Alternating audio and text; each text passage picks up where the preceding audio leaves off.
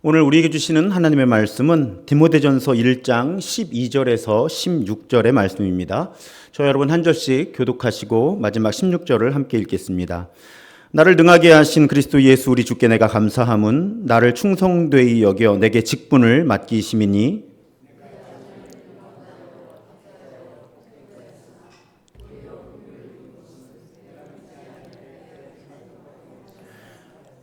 우리 주의 은혜가 그리스도 예수 안에 있는 믿음과 사랑과 함께 넘치도록 풍성하였도다.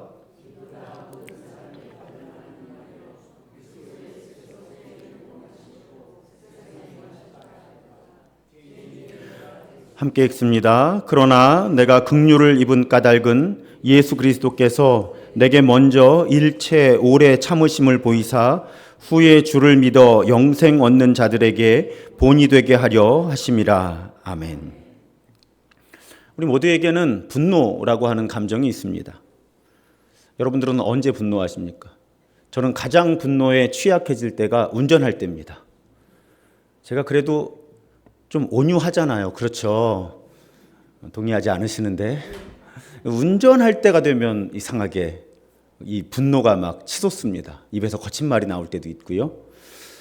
아마 오늘 이 자리에 오신 분들 가운데도 오늘 하루 이렇게 사시면서 내가 원하지 않는, 나는 사랑하고 싶은데, 나는 평화를 원하는데 시도 때도 없이 내 안에서 내 의지를 벗어나서 치솟아 오르는 분노, 어떤 파괴적인 감정 때문에 오늘 하루도 좀 몇 번 힘들어 하신 분들이 아마 여기 계실지도 모르겠습니다. 그렇죠. 우리가 평화를 원하는데 분노가 우리를 지배하는 순간 어떤 분들은 전혀 다른 사람이 되죠. 분노에 사로잡히는 순간 다른 사람에게 상처를 주면서 동시에 자기 자신도 파괴하는 사람이 되어버리는 그런 상황이 우리 모두에게 어느 정도씩은 있습니다. 오늘 우리가 우리의 영혼의 가이드 되시는 예수께서 한 사람을 만나서 바로 그 부분을 새롭게 다듬어 주신 이야기를 함께 나누려고 합니다. 그 한 사람이 바로 사도 바울이에요. 자, 디모데전서, 바울 사도가 자신의 영적 아들이었던 디모데에게 쓴 편지죠. 그런데 자신을 뭐라고 소개합니까? 내가 사도 바울이 비방자, 박해자, 폭행자였다. 이렇게 소개를 해요. 자, 한번 성경을 살펴보면 왜 바울이 스스로를 그렇게 소개했을까요? 자, 사도행전에서 바울 사도가 처음 등장하는 장면이 7장이에요. 어떤 장면이죠? 스데반 집사가 순교하는 장면이에요.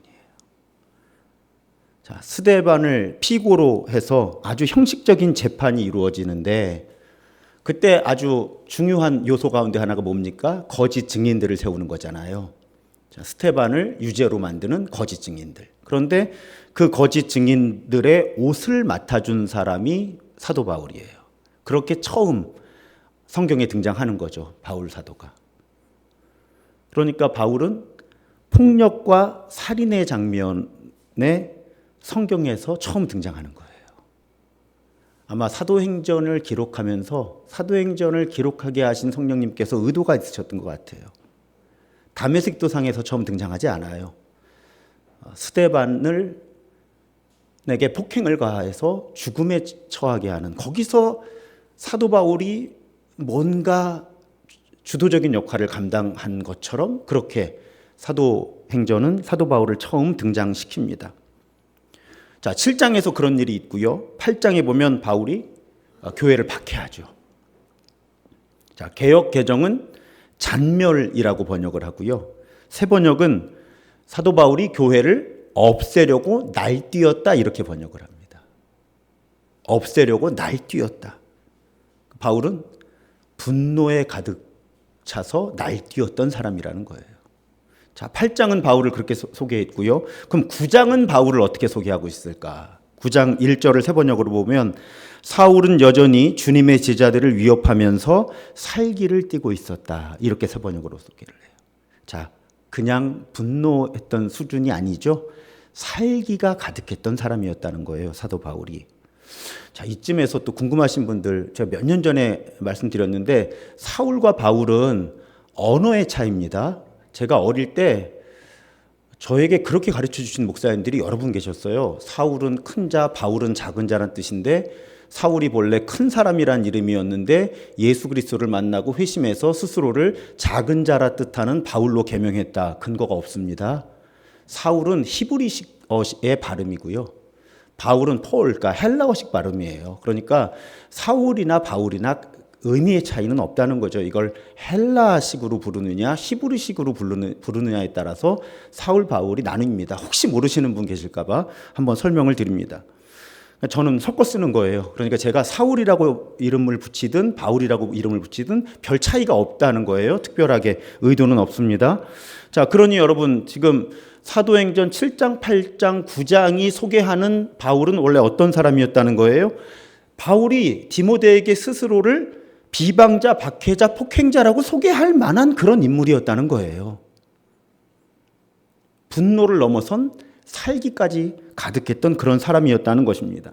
그런데 한 가지 감사한 것은 바울이 내가 비방자, 박해자, 폭행자입니다라고 소개하지 않죠. 였습니다라고 소개를 하죠. 우리 시제가 중요하잖아요. 과거에 그랬다는 거예요. 그럼 무슨 뜻이에요? 지금 디모데전서를 쓰고 있는 그 상황에서는 이제 그런 사람이 아니라는 뜻이죠. 바울은 다른 사람이 된 거예요. 분노로 심지어는 살기에 가득했던 사람이 다른 사람이 된 겁니다. 무엇이 바울을 다른 사람으로 만들었습니까? 오늘 14절에 보면 우리 주의 은혜가 이렇게 되는 거죠. 내가 노력해서 성품이 바뀐 것이 아닙니다. 이런 의미예요. 은혜 때문에 내가 그리스도 예수 안에 있는 믿음과 사랑과 함께 넘치도록 풍성한 사람이 되어서 다 정리하면 은혜 때문에 내가 새로운 사람이 되었습니다. 라고 바울이 고백하는 거죠. 자, 그렇게 분노에 사로잡혔던 바울을 예수께서 찾아와 주셨잖아요. 바울은 정말 큰 은혜를 입은 사람이죠. 아니, 우리 왕따만에서 자주 나누는 거잖아요. 바울이 예수님 만나기 위해서 노력한 게 뭐가 있어요? 바울이 예수님을 만나는 지점이 어디였어요? 교회를 아까 표현대로 하면 잔멸하러 가던 과정이었어요. 그냥 예수님이 그런데 찾아와 주신 거잖아요. 은혜죠, 바로. 바울이 잘한 건 아무것도 없어요. 그냥 은혜예요. 분노에 사로잡혀서 교회를 잔멸하러 가던, 교회를 없애려고 날뛰던 바울을 예수께서 찾아와 주셨고 그 바울을 새로운 성품의 사람으로 만들어 주신 거예요. 바울이 서신의 여러 곳에서 고백하죠. 나의 옛사람이 죽고 새 사람이 태어났다. 이런 취지의 표현을 계속합니다. 극적인 변화예요. 바울이 사명만 새로워진 것이 아니라 성품 또한 새로워졌다는 거죠. 여러분, 바울이 대머리였다는 거 아십니까? 초대교회 문헌에 보면 2세기에 그린 바울과 테클라 행전 이런 데 보면 사도 바울은 키가 아주 작았고요. 대머리였고요. 다리가 굽은 사람. 그러니까 외모가 그렇게 잘생겼던 사람이 아니었나 봐요. 우리 사실 바울 서신에 보면 사도 바울이 자기가 괜찮은 사람이라는 걸 변호하기 위해서 굉장히 많은 에너지를 사용하거든요. 그만큼 이렇게 무시를 당하는 외모의 사람이었다는 거죠. 또 저도 바울에게 위로를 많이 받잖아요. 바울이 설교를 잘 못했잖아요. 얼마나 제가 바울에게 위로를 받는지 몰라요. 그런데 그렇게 바울의 외모를 그렇게 잘생긴 건 아니었다고 그렇게 묘사하는 그런 글들에도 보면 바울을 그렇게 묘사한다 그래요. 은혜로 풍성했던 사람이었다. 그래서 어떤 때는 심지어 이런 표현도 나와요. 저도 죽기 전에 이런 표현 한번 들어보고 싶어요. 어떤 때는 사람처럼 보였지만 어떤 때는 천사의 얼굴을 가진 것처럼 보였다. 그렇게 바울에 대한 기록이 전해진다는 것입니다. 예수님의 은혜가 분노의 사울, 분노의 바울을 사랑의 바울로 변화시킨 거죠. 그러니까 여러분, 바울은 결코 율법주의자가 될 수 없었던 거예요. 자기의 삶, 존재 자체가 은혜의 산물이야. 그리고 정말 자신을 새로운 사람이 되게 하고 새로운 사명을 살아내게 한 건 사랑이었단 말이에요. 그래서 여러분, 바울이 이신칭이 믿음으로 말미암는 구원을 강조했다고 바울 서신을 읽는 건 저는 오해라고 봅니다. 바울은 여러분 고린도전서 13장 믿음, 소망, 사랑 이 세 가지는 항상 있을 것인데 여러분 사도 바울이 그 중에 제일은 믿음이라 그러지 않았단 말이죠. 바울은 은혜의 사도였고 사랑의 사도였다는 거예요. 왜? 그 은혜와 사랑 때문에 새 사람이 되었거든요. 그것이 바울의 삶이고 사명이었던 것입니다. 분노의 사람이 사랑의 사람이 된 거예요. 그리고 바울이 자신이 그런 은혜를 입어서 예수님의 사랑 때문에 새로운 성품을 가진 사람이 되었다. 왜 그 은혜가 나에게 왔을까? 왜 값없이 나에게 주어졌을까? 16절에 이렇게 밝힙니다. 내가 긍휼을 입은 까닭은 예수 그리스도께서 내게 먼저 일체 오래 참으심을 보이사 후에 주를 믿어 영생 얻는 자들에게 본이 되게 하려 하심이라. 자, 예수 그리스도께서 사도 바울을 앞으로 예수를 믿고 영생을 얻는 사람들의 본보기로 삼으시려고 새 사람이 되게 하셨다는 거예요. 그 얘기는 어떤 논리의 흐름을 갖습니까? 예수 그리스도를 만난 사람은 성품이 새로워질 수밖에 없다는 거예요. 삶의 방향이 새로워질 수밖에 없다는 것입니다. 이 일이 바울에게 일어난 것은 바울에게만 그런 이 은혜가 임한다는 게 아니라 바울을 본보기 삼아서 그리스도를 만난 사람에게 일어나는 변화를 바울 이후에 믿는 사람들에게 보여주시기 위해서, 그렇게 보면 다메섹으로 가던 그 길에서 예수님이 바울을 찾아오신 이유가 명백해지는 거예요. 바울에게 내세울 게 아무것도 없었거든요. 예수님을 만나기 위해. 얼마나 놀라운 샘플이 됩니까? 얼마나 놀라운 본보기예요. 야, 저 바울 같은 인간이 이렇게 됐으면 예수님이 변화시키지 못할 사람은 없어. 그 본보기를 삼으시려고 나에게 은혜를 주셨구나. 바울이 지금 디모데 영적 아들에게 그렇게 고백하고 있는 거예요. 제 친구 아내는 언젠가 말씀드렸어요. 대학 동기가 교회 와서, 제가 전 교회에서 부담임 목사로 있을 때 새가족으로 등록을 했어요. 새가족실에서 연락이 와서 막 갔더니 동기분이 오셨다고 그래서 올 사람이 없는데 갔더니 진짜 왔어요. 동기가. 사진 찍어서 동기 단톡방에 오늘 처음 오신 분들 계시죠? 여기 제가 수의학과 출신이어서요. 신학과 출신이 아닙니다. 그러니까 그 부분을 이해하시면, 이제 수의학과 단톡방, 동기 단톡방에 우리 교회 등록하신 새가족입니다 해서 제가 이제 사진을 찍어서 그 친구랑 올렸더니 댓글이 보통 이런 댓글이 달리죠. 하나님은 살아계시다. 아무개가 교회를 간 거 보니까 정말 하나님은 살아계시다. 왜? 극적인 변화를 누군가 경험하면 좋은 보기가 되는 거잖아요. 모범이 되는 거죠. 바울은 그걸 안 거예요. 나는 정말 예수님을 만나서 새 사람이 될 자격이 없는 사람인데, 나같이 자격 없는 인간이 새 사람이 되어야 예수님의 능력이, 그 은혜가 얼마나 풍부한지가 드러나기 때문에 예수님이 나를 찾아오셔서 나를 새 사람을 만들어 주셨구나. 그렇게 디모데에게 지금 간증하고 있는 거죠.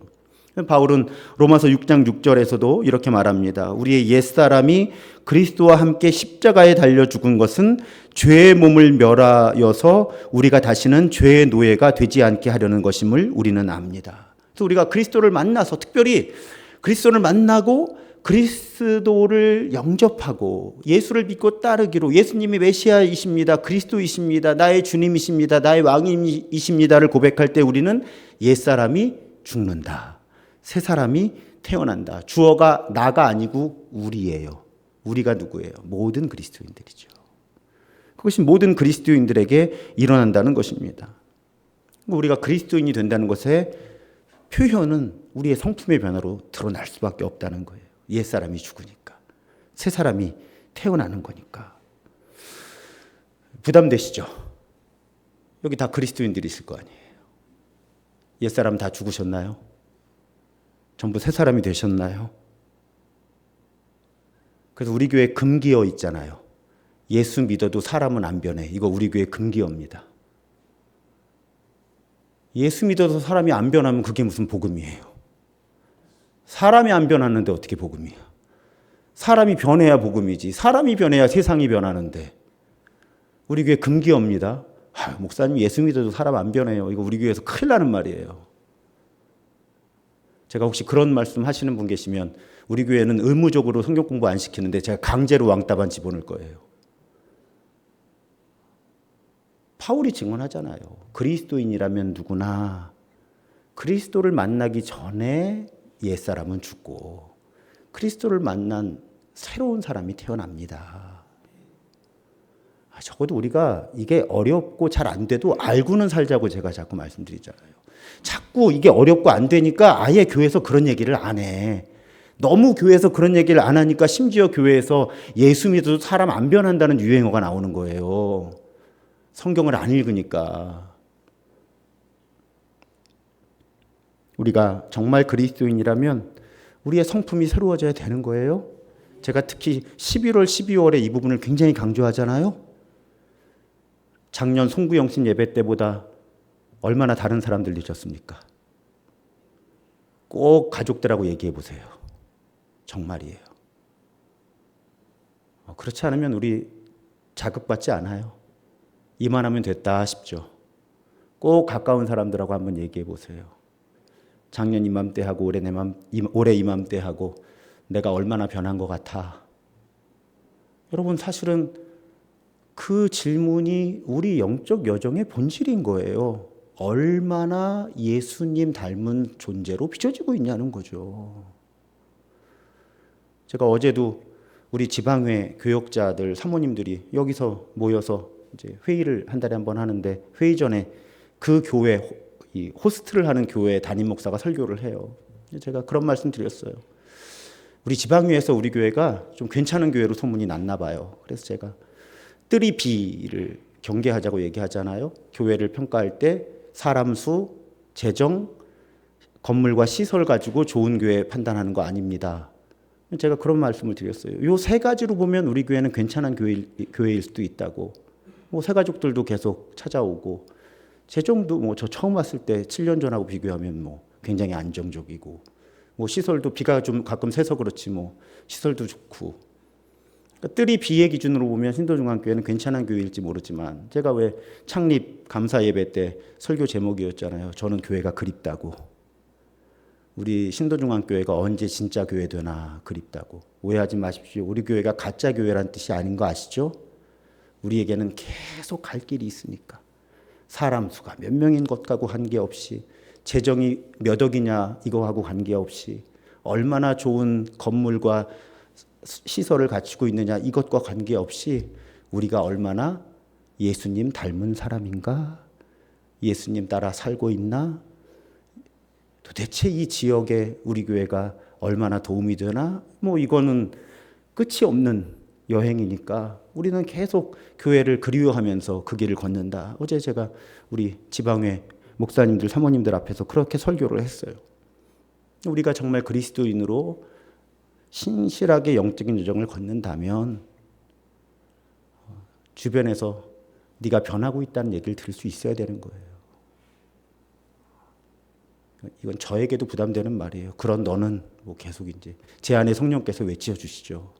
그런 너는 설교를 듣고 교인들이 안 변한다고 속상해하지 마. 설교하는 너는 더 안 변하고 있어. 성령님이 언젠가 저에게 그렇게 말씀하시더라고요. 이 질문을 놓치면 신도중앙교회는 신도중앙교회가 아닌 거예요. 그러니까 결국 예수님을 만난 사람들, 예수님과 동행하는 사람들은 성품이 변할 수밖에 없으니까 거기에 이제 오늘 주제 파괴적인 분노가 당연히 포함이 되는 거죠. 성품이 변화하는데 어떻게 파괴적인 분노를 온유하게 통제할 수 있는 능력이 더 생기지 않을 수 있겠습니까? 제가 여기서 파괴적인 분노라고 표현하는 이유는 사실은 의로운 분노도 존재합니다. 그렇죠. 악에 대해서 분노하는 것. 제가 지금 말씀드리는 분노는 그런 의로운 분노, 정의로움 때문에 생기는 분노가 아니라 파괴적인 분노. 이렇게 구분해서 오늘 말씀을 드리는 거예요. 한때 전 세계에서 제일 큰 교회를 담임하셨던 목사님이 예수 믿고 3년 이내에 부자가 안 되면 예수 잘못 믿는 거라고 가르치셔서 지금까지 그 후유증이 큽니다. 근데 여러분, 예수 믿고 3년 이내에 부자가 안 될 수는 있는데 예수 믿고 3년이면 성격은 변해야 돼요. 그 목사님이 예수 믿고 3년이면 성품이 변해야 된다고 가르치셨으면 한국교회가 이렇게 안 됐을 것 같아요. 근데 예수 믿고 3년 이내에 부자가 안 되면 문제라고 가르치셔서 교회가 많이 망가졌습니다. 예수 믿고 3년이면 성품이 변해야 된다고 가르치셨어야 됐어요. 그게 훨씬 성경적이잖아요.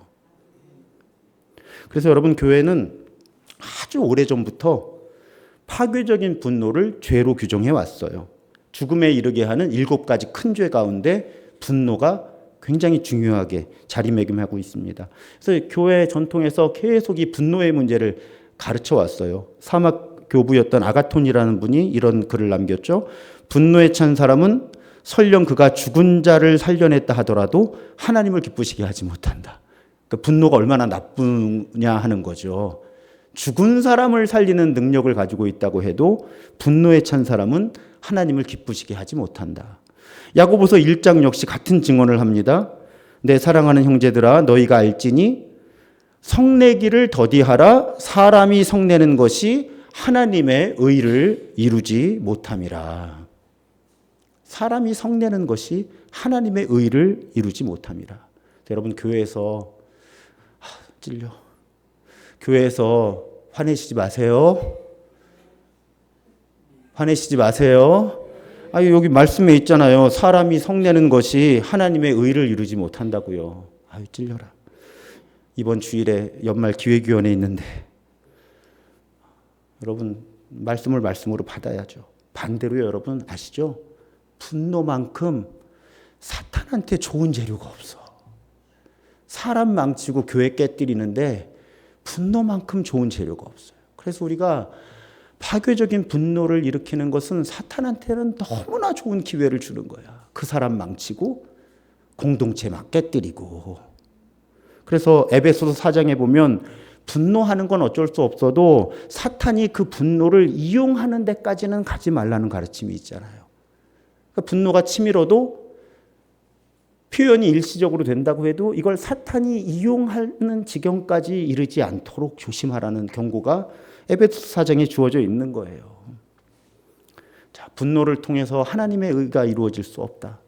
분노는 사탄이 개인과 공동체를 파괴하는데 가장 유익하게 사용하는 도구다라는 것을 우리가 깊이 인식하고 있어야 합니다. 그러니까 우리가 분노할 때 우리 조심해야 되는 거예요. 우리가 그 순간 아주 쉽게 사탄의 도구가 될 수 있다는 것입니다. 내 분노는 정당하게 느껴지거든요. 내 분노는. 여러분, 정당한 분노도 표현을 잘해야 된다는 거예요. 아무리 정당한 분노도 파괴적인 방식으로 표현이 되면 그것은 사탄의 도구가 된다는 거죠. 하나님의 의를 이룰 수 없다는 거예요. 제가 계속 50대 중반이지만 연습하는 게 온유하게 화내는 법, 나긋나긋하게 화내는 법. 우리 교역자들을 대할 때도 얼마나 부드럽게 화를 낼 수 있을까를 계속 연습을 하는 거예요. 화가 나는 것은 당연하고 또 의를 이룰 수 있어요. 화 자체는. 그런데 절제되지 않은 온유함이 결여된 파괴적인 분노는 하나님의 의를 이루지 못하고 사탄의 도구가 된다는 것 우리가 분명히 기억해야 합니다. 문제는 파괴적인 분노는 다른 사람에게 상처를 줄 뿐만 아니라 분노하는 그 사람도 파괴한다는 거예요. 5세기 교회 지도자였던 제롬이라는 사람의 말로 전해집니다. 다른 사람에게 상처를 줌으로써 자신을 치유할 수 있는 사람은 없다. 여러분이, 저는 이 말을 참 좋아해요. 저도 그런 착각을 할 때가 있어요. 제가 다른 사람에게 상처를 주면서 저는 제가 시원해진다고 느끼는 거죠. 쉽게 말씀드리면. 저의 내면의 문제가 해결된다고 느끼는 거예요. 그런데 사실 그렇지 않다는 거예요. 다른 사람에게 상처를 줌으로써 자신을 치유할 수 있는 사람은 없다는 거죠. 순간적으로는 뭔가 문제가 정리되고 나에게 도움이 되는 것처럼 보이는 것 같아도 다른 사람에게 상처를 주면서 자신을 치유할 수 있는 사람은 없다는 겁니다. 자신의 내면도 더욱 나빠질 수밖에 없다는 거예요. 파괴적으로 분노를 표현할 때. 제가 여러분들 지금 현장에 와 계신 분들 표정을 딱 보니까 다 아셔. 지금 벌써 다 겪어 오셔서 살아오면서 이 모든 것들을. 그래서 여러분, 우리가 가지고 있는 이 감정의 에너지를 파괴하는 분노에 소모해서는 안 된다는 거죠.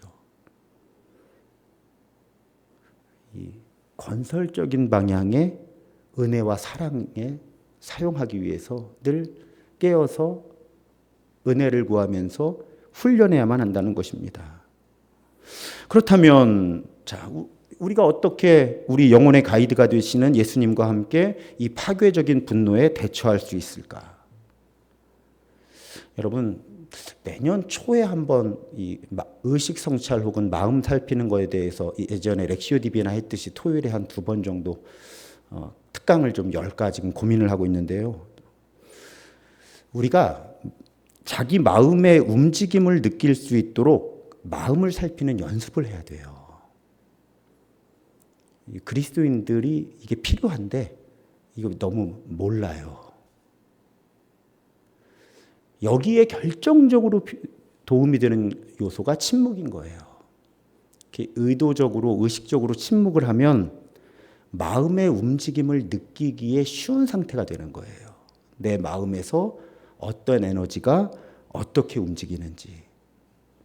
이게 늘 소리가 들어오고 나가고 하면 거기에 에너지와 감각을 사용하기 때문에 내 마음에서 일어나는 일을 잘 살피고 느낄 수가 없게 되는 거예요. 그래서 분주함이 나쁜 거예요. 영적인 여정에. 심심해야 돼요. 우리는. 심심한 시간을 만들어서 조용히 혼자 앉아서 내 마음의 움직임을 살피는 연습을 해야 된다는 거예요. 그렇게 연습을 하다 보면요. 자, 분노를 오늘 설명하니까 내 안에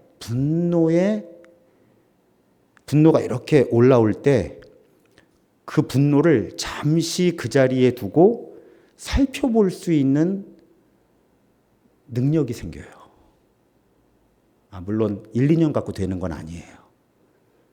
제 경험으로는 한 5년쯤 성실하게 마음을 살피다 보면 그전에는 분노가 표현이 다 된 다음에 아차 했던 사람이 이제는 그 분노가 생겨서 올라올 때 이걸 느끼는 거예요.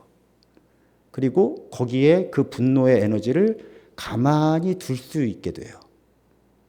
물론 우리 안에 계신 예수님의 영의 도우심으로 가능한 거죠. 그리고 이렇게 놓고 살펴보는 거예요. 지금 이 분노가 살리는 분노인가 죽이는 분노인가. 무엇인가를 정말 의롭게 바로잡으려고 하는 분노이냐 아니면 그냥 파괴하는 분노냐. 또 이 분노의 뿌리가 뭘까? 왜 내가 지금 이렇게 화가 치밀어 오르는 걸까?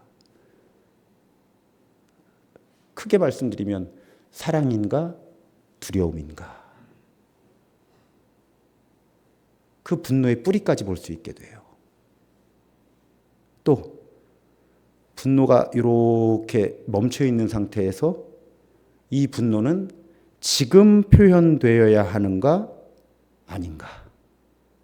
만약에 정말로 지금 이 분노가 표현되어야 하는 분노라면 어떻게 표현해야 할까를 여러분 지금 서너 가지 질문을 제가 말씀드렸지만 아주 성실하게 침묵 속에서 말씀을 묵상하고 기도하면서 마음을 살피는 연습을 몇 년 하면요. 우리 안에 계신 예수님의 영의 도우심 때문에 이 작업이 사실은 몇 초 안에 이루어져요. 그리고 그 몇 초면 충분히 내가 이 분노를 온유함으로 통제할 수 있는 시간이 돼요. 모르겠어요. 나중에 끝나고 아내한테 물어봐야 되는데 저는 하여튼 몇 년 사이에 많이 좋아졌어요. 많이 좋아진 것 같아요. 여전히 부족해요. 지금 아내 쪽을 못 쳐다보잖아요. 그렇지만 스스로 평가할 때는 많이 좋아졌어요. 올라올 때 가만히 멈춰놓고 정말 정당한 분노인가? 분노의 뿌리가 뭘까? 내가 어릴 때 갖고 있던 상처인가? 아니면 나에게 있는 열등감인가? 혹은 담임 목사로서 무시당하지 않겠다는 두려움인가? 이런 것들이 이렇게 스캔이 되는. 여러분 이거 제가 하면서 말씀드리는 거니까 책 보고 얘기하는 거 아닌 거 아시잖아요. 근데 그렇게만 돼도 파괴적인 분노에서 분노 때문에 나도 망가지고 누군가를 망가뜨리는 일이 훨씬 줄어들 수 있는 거죠. 마치 이렇게 비유가 적절한지 모르겠지만 수류탄이 빵 터지면 다 죽잖아요. 터트린 사람도 죽잖아요. 자기 앞에서 터지면. 이걸 이제 안 터지게 할 수 있는 거죠. 그냥 안전핀을 꽂아둘 수가 있는 거죠. 이건 아주 오랫동안 성실하게 내 마음에서 여러 감정의 에너지들이 솟아올랐다가 사라지고 표현됐다가 흩어지고 하는데 그걸 아주 차분하게 성령님과 더불어 살펴보는 연습을 한 사람들에게 온유함이 형성이 되고 그 온유함은 파괴적인 분노를 잘 조절하는 능력으로 그 사람에게서 드러난다고 하는 것입니다. 그런데 이런 과정에서 나를 신뢰하고 나를 잘 아는 사람과 이야기를 많이 나누는 건 도움이 돼요. 내가 지금 이런 감정을 느끼는데 어떻게 생각해? 혼자 생각하면 보통 사탄에게 이용당하기 쉬워요. 내 곁에 누군가가 있어야 되는 거예요. 크리스찬으로서 나를 좀 아껴주고 나에 대해서도 어느 정도 알고 있고 그래서 내가 파괴적인 분노가 일어날 때 나에게 애정어린 조언을 해줄 수 있는 누군가가 있을 때 우리가 파괴적인 분노를 다뤄나가는데 매우 큰 도움이 되고요. 또 한 가지 중요한 건 하나님께 토해놓는 거예요. 먼저. 그게 시편이에요. 안 토해놓으면 죽거든요.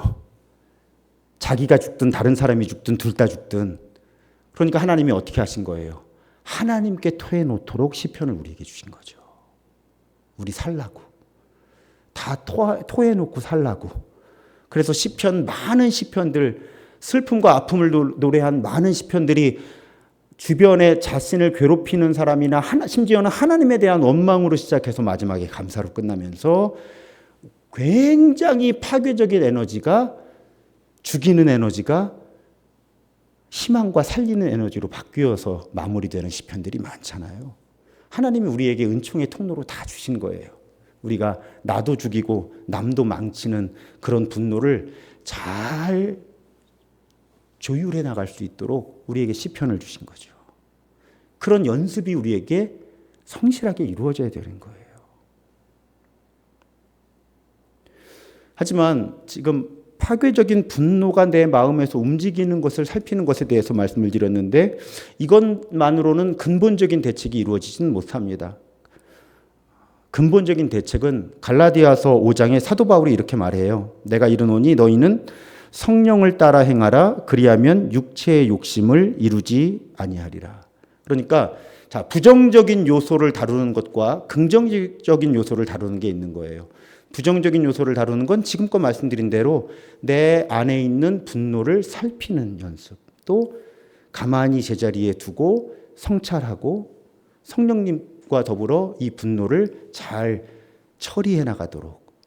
이것이 이제 부정적인 분노를 다루는 방식이라면 궁극적으로는 얼마나 우리가 우리의 영혼의 가이드가 되어주시는 성령님이 그리스도의 영이니까 예수님의 영이니까 그 영을 따를 수 있겠느냐. 이 영을 따르는 것에 집중하다 보면 자연스럽게 파괴적인 분노가 통제가 되는 거죠. 굳이 파괴적인 에너지에 집중하지 않아도 그리스도의 영이 내 안에 계시고 나를 이끄신다라고 하는 그 흐름을 느끼고 따르는 연습을 하다 보면 자연스럽게 부정적인 감정, 파괴적인 분노를 누르는 힘이 혹은 건강하게 처리할 수 있는 힘이 우리에게 생긴다고 하는 것입니다. 그러니까 예수님이 우리의 영혼의 가이드가 되어주시기 때문에 우리 영혼의 가이드가 되시는 예수님의 은혜와 또 그분을 닮아가려는 우리의 의도적인 연습이 함께 만나서 우리로 하여금 파괴적인 분노를 극복하게 하는 거예요. 우리 잘 깨달아야 합니다. 만약에 내가 의로운 분노가 아니라 파괴적인 분노를 반복해서 표현하고 있다면 나는 지금 예수님과의 친밀한 관계가 무너져 있는 거예요. 그걸 성찰할 수 있는 힘이 우리에게 있어야 되는 거예요. 그런 습관이 우리에게 있어야 되는 거예요. 그리고 또 한 가지 중요한 것은 내가 그럴 때 내 파괴적인 분노를 흡수해 줄 수 있는 사람들이 곁에 있어야 돼요. 가정이든 특히 교회는. 그래서 여러분, 모두가 완벽한 교회는 없습니다. 좋은 교회는 어떤 교회예요? 예를 들면 담임 목사가 파괴적인 분노로 망가지려고 할 때 이 파괴적인 에너지를 흡수해 줄 수 있는 힘을 가진 사람들이 교회에 많으면 이 파괴적인 에너지가 공동체를 망가뜨리지 않고 흡수되어 버리는 거예요. 저는 좋은 공동체의 기준 가운데 하나를 그거로 둡니다. 담임 목사도 그럴 수 있고 우리 중에 누구라도 흔히 말하는 시험에 들 수도 있고 어떤 감정적인 격변을 겪을 수도 있고 섭섭함이 증폭이 될 수도 있고 그런데 정말 성령께서 이끄시는 예수님이 머리 된 교회는 그 순간에 그 부정적인 에너지를 정화시켜 줄 수 있는 사람들이 많은 거예요, 주변에. 그래서 그 부정적인 에너지가 결코 공동체를 흔들지 않게 되는 거죠. 저는 그런 교회를 계속 경험해 왔어요. 교회 전체가 그런 경험을 하기는 어렵지만 예를 들면 제가 주로 사람이 많이 모이는 교회에서 부담임 목사를 많이 했으니까요. 그런 순간들을 많이 본 거예요. 어떤 분이 그것이 정당할 수도 있고 정당하지 않을 수도 있어요. 저는 그 분노의 근원까지는 잘 몰라요. 그런데 어쨌든 그분이 매우 파괴적이게 분노를 표현했어요. 그런데 그 파괴적인 분노가 있는 듯 없는 듯 사라져 버리는 거예요. 아주 짧은 사이에. 왜? 그분 주변에 그 파괴적인 분노를 흡수해서 정화시켜 줄 수 있는 영성을 가진 사람들이 꽤 여러 분이 존재했던 거죠. 우리가 꿈꾸는 교회는 그런 교회여야 하는 거예요.